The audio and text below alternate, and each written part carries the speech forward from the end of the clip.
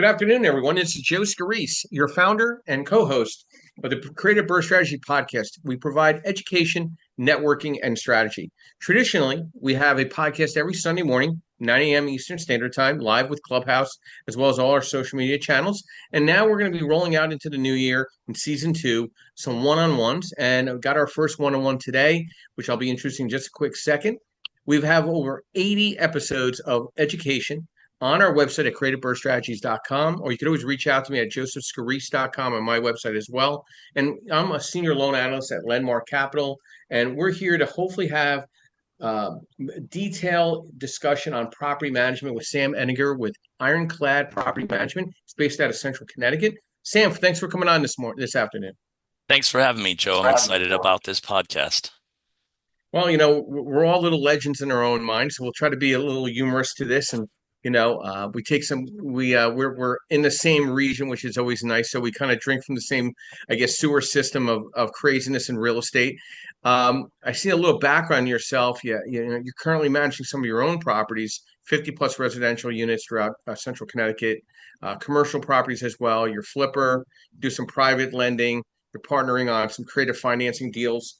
But give me a little overview about Sam and who he is and how did it all kind of tie into property management? Yeah, so got my start. My father was a shop teacher, and my father, what I learned from him in real estate is number one secret of real estate is to never sell. And so, I saw this man on a teacher's salary, essentially acquire a multi-million-dollar real estate portfolio.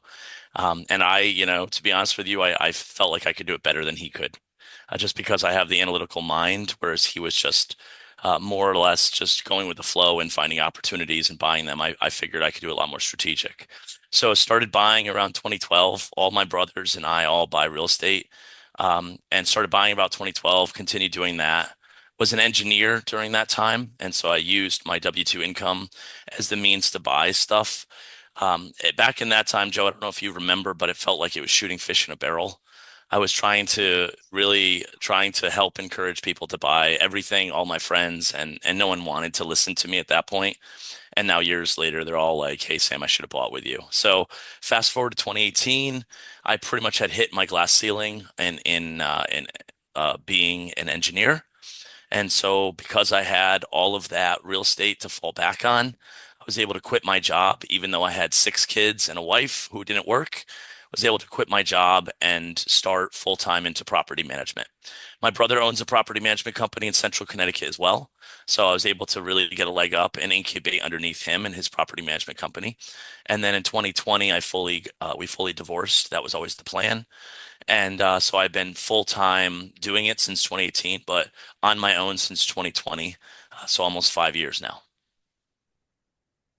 So with your general experience and qualifications, obviously, where did the property management piece come in with ownership, and then so now you're managing other people's properties? Was it strictly maintenance in the beginning? Was it full blown management? Did you have a software in place? What type of homework did you do to kind of prepare yourself to be a property manager for someone else other than yourself and your holdings? Yeah, so when I was an engineer, my brother actually ran my portfolio of property management. And so like I didn't actually do any property management back in 2012 through 2018. And so when I incubated underneath him, my brother's a very smart guy. And so I was able to really leverage a lot of the learnings and teachings and software and technology and processes that he had been thinking about for the preceding 5 or 6 years. And so I didn't actually have to do that much real homework, legwork. I just kind of said, okay, what works for him? What can I replicate? The big difference between what he was doing for property management and what I was doing for property management is he was strategically starting to focus on what we call accidental landlords. These would be people that maybe got a property due to an inheritance. Maybe someone that was going to move internationally for a couple years and wanted someone to handle it for them. Whereas I was really strategically focusing on investors. And I had already spoken that language because I was an investor since 2012. So, we really were able to divorce very, very well because of our difference in in the ideal demographic that we were looking for. But I was able to also leverage a lot of the software technologies, experiences, learnings, best practices from him. So divorce is not always good, but it sounds like it was a amicable breakup, which is nice to hear. And families hopefully stay together, in at least family statuses. You know what I mean? It Because was always the plan, Joe. It's just I was yeah, yeah, underneath him initially, and then, got but it. he just wanted me to go off on my own for a lot of Hmm. reasons, liability and otherwise. Yeah, So. makes a lot of sense. So, what type of services do you offer now, and what do you think you offer differently to the client right now in Connecticut? I know Connecticut's not the friendliest of landlord tenant world in our country. So, what type of services are you offering now, and more so over the last 12 months going into 25? Yeah, so I, we've pretty much offered the same services that we have for the last 6 years. Um, with respect to property management, we're a full service property management company, which means we source vendors, we deal with evictions, we deal with collections, we do everything that needs to occur. What I would say is we've been in the last 12 months, we've been leaning into a few different things a lot more. So one of it is how to get good information on your tenants so that you can make a decision about whether or not you should be increasing the rent more, you should be leaving the rent fixed, things like that. So one of the ways we do that is we actually have partnered with a company that does self-inspections. And so the tenants themselves have software that they could use and they could take pictures of their kitchen, their bathrooms, their everything that they basically have in their property. And that gives us information about whether or not they're continuing to maintain the property. Just like if a person has a party, they're going to clean up for their guests prior to the party occurring. We know that if we can get the residents to clean up a few more times throughout the year, that's going to naturally allow them to maintain the property better than if they're a hoarder and lo and behold, they're going to start their hoarding tendencies. That gives us a lot of great information. If a tenant is for some reason not willing to do that, that's a reason why we will then go out there and do our own inspection. So it gives us a lot of great information to be able to make a lot of really good determinations of this is a great tenant, this is an average tenant, or this is a really poor tenant. So that ties in kind of to my next two questions that I had. One is like, how is tenant relationships based on the discussion you have with your client, your borrower, the individual that owns the property, and is there different levels of tenant relations with you in the property management space with your clients? And then how's maintenance and repairs tie into tenant relationships, and how much does that coincide? Yeah, so we treat all tenants the same because there's obviously fair housing rules that would apply if we gave preferential treatment to one tenant over another. But with that said, there's certain tenants that require more of our attention. So tenants that are always late on rent, obviously they require more of our attention than someone that is paying timely. We're frequently starting evictions on them.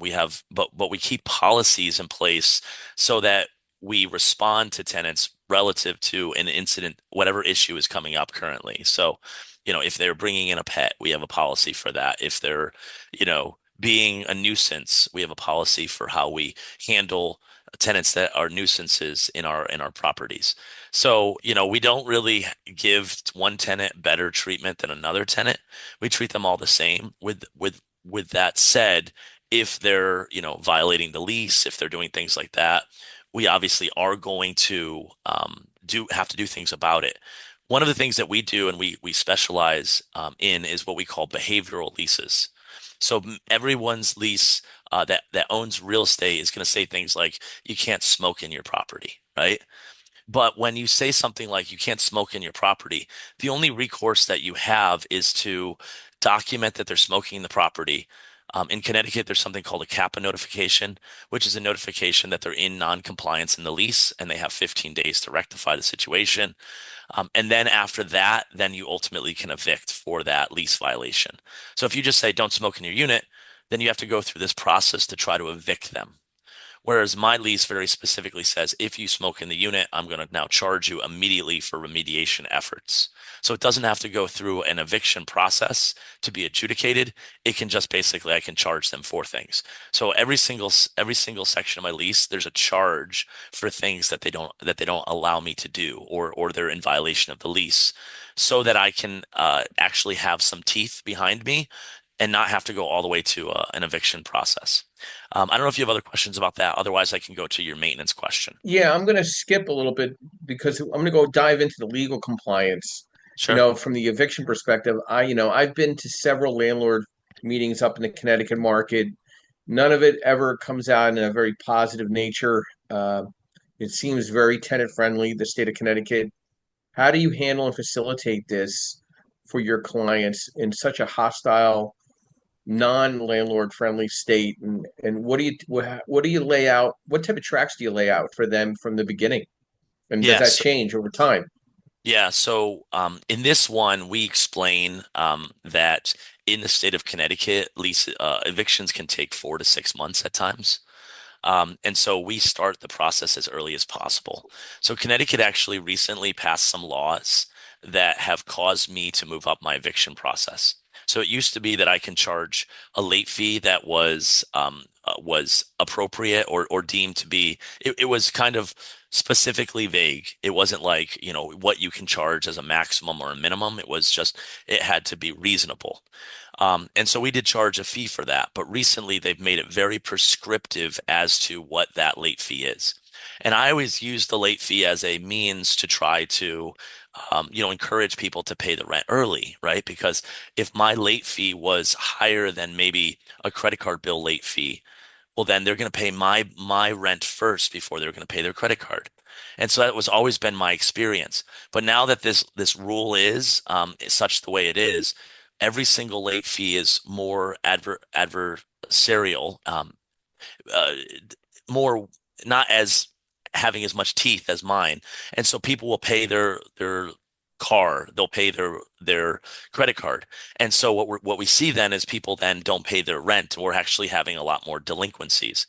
And so because of that, we're actually starting evictions faster, whereas we usually used to start it between the 15th and the 18th. Now we start it from the 11th to the 14th. So we've moved it up about a week.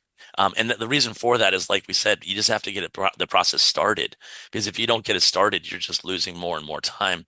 Because Connecticut really is not wanting to work with landlords. They have a lot of things that they think are helping the residents, but are actually hurting great residents. And so we just start the process. We educate the owners. We educate them. It's a very long process, and that we have to start it, and that we stop it very quickly if ultimately they make the payment that they're supposed to, so that the owner is made whole. So from a financial management, communication, and reporting perspective, it sounds like your eviction proceedings, there's a lot of reporting, okay, a lot of documentation. Now, you don't personally get involved with the eviction. Your attorneys that work through your property management company facilitate that. And how is that worked through communication wise? Is that through a software where, like, are you using Buildium or Appfolio? Like, where's your vision with your CRM system to stay, hand in hand with your clients?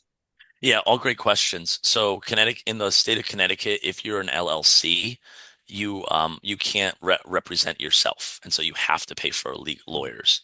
And it has to be an attorney. It can't be like someone that's not an attorney. Yeah, And so, yeah. most of our clients are own property in an LLC, and so it's just the definition we have to use a lawyer. So that does that. We do use Appfolio and a lot of other software. But we do have one that's called Lead Simple, which is both a CRM and a process automation software. And so we built out a whole eviction process. And so we think about evictions very much in stages. So the first stage is a notice to quit. And at that point, we just file the paperwork ourselves, and we work with a marshal to be able to serve the notice to the delinquent tenants. If the tenants don't pay their rent, then we end up sending it over to the lawyer to start the summons and complaint. Because at that point, you have to be making actual filings with the state Then you have the answer and appearance. You have all of these other things, hearings scheduled, judgments, and then finally, final evictions that can occur. And so, what we do is we then in Connecticut, you can actually go into your filing and you can actually say that you're interested in finding out when there's any updates that occur. And so then what we can do is we can actually provide that timely feedback to the owners to let them know where in the process it is. So that's kind of our process is it's to kind of micromanage the lawyers because some of them are really, really not very process focused. And then be able to make sure that they're hitting their deadlines. And we have a bunch of process steps along the way to search to see if they're hitting their deadlines, but also to be asking follow-up questions. Why is it that we haven't had the summons and complaint? Why is it we haven't had the answer and appearance? Because we know that time is money in this business. So listen, you don't want to take on every client, of course, because there's a lot of bad clients out there. How do you vet your clients at this point? It's more of an interview process on your side because once you take on that responsibility, you've taken on a very serious responsibility. You're basically driving the boat. So, what do you do to vet yourself away from the bad element of landlords that are in Connecticut, from that you think has helped you with your maintaining a solid portfolio with your clients? Yeah, so we niche out very, very specifically. So we're not very broad in the things that we do. So we don't do industrial, we don't do short-term rentals, we don't do commercial in a big way. I do manage my own personal commercial and a couple other units, but usually those commercial units are tied to significant residential units. We don't do HOA. So we've niched out very specifically. We also don't manage much of the state. So we like to be about a 45-minute drive from our headquarters, basically in Middlefield, which is near Meriden and Middletown. And so in those ways, we're very much geographically constrained and by type. Then we also do niche out by owner, right? And so we ask ourselves three questions when we're vetting owners. Is the owner emotionally stable? Is the owner financially stable? And is the owner realistic in expectations, right? And if they're financially stable, emotionally stable, and realistic in expectations, we'll take on anyone, even if the property is in a bad area. We also don't currently manage in Hartford and Waterbury because the demographic of the clientele is or the residents are a lot harder than other ones. So we're looking to be C minus all the way to probably B class and then specific areas that we're willing to manage. And the owner side is very hard. I've met an owner and I saw like stains that look like blood stains on a carpet. And I'd asked the question, I said, "What are you doing about that?" And the owner would be the owner was like, "I'm doing nothing about that. What do you mean?" And I was like there's significant staining. And I always think about it myself, and this is the way I say it is if you would not move your family into that property, then why are you trying to move someone else's family into it? Right? Because it's for me, it's not about money. It's about like providing a great service to these clients and to these residents. And so I want to be aligned with them on how it is that I provide the service that I provide. And that's one of the big ones is like if you yourself would not live here, then why would is it that you want someone else to live here? Because you're only going to get a tenant base that is not very good. That's going to damage and destroy the property, not pay rent timely. And so we want to find the best tenants to be able to put into our properties, not the ones that no one else wants. So, say a landlord's not it's not going well. It's just Sure. not going well, right? And you got to end the agreement with the landlord. What are some steps, to I'd say unburden yourself of the relationship? I mean, do you try to hand it off correctly? I'm sure you've encountered this. So, you know, how do you handle it as a property manager, and also not to jeopardize the safety of your tenants, which are going to be your former tenants as well, and they could be your future tenants. You know what I mean, for other opportunities. Yeah. So, So usually in those situations, there's been some adversarial things, right? Like sometimes it's about being disrespected. Sometimes it's about an incomplete vision on where we want to go versus where they want us to go. So and the biggest time that we're gonna essentially fire a client, is when they treat us as an assistant. They don't value us as a partner, right? Like I think every single one of my clients have less properties than I currently own. So if you still think that you know more than me and you have to actively micromanage me and my team, like you're not going to be long for this company because it's just inconsistent with how we're trying to operate and do the things that we are. So then we just have a conversation. We say, look, like it's obviously not working out because, you're trying to do something. You're trying to like use us as an assistant, and we are much more valuable than an assistant. And if you can't get over the fact that we can provide significant value to you, then ultimately, you should go find someone else that's going to be more helpful and accommodating to what it is that you're looking for in a property manager.